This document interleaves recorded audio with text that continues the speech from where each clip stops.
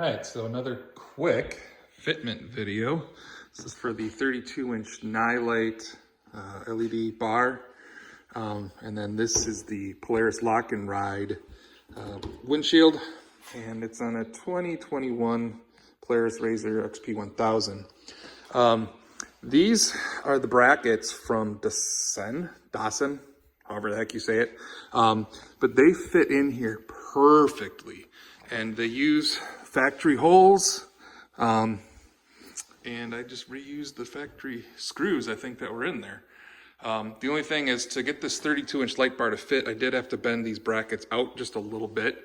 But you can see that this is going to fit just perfect by the time I put this windshield back in. So, been running this for a while. The only issue, of course, is the whistling noise, which obviously it's just a matter of putting some deflector on here.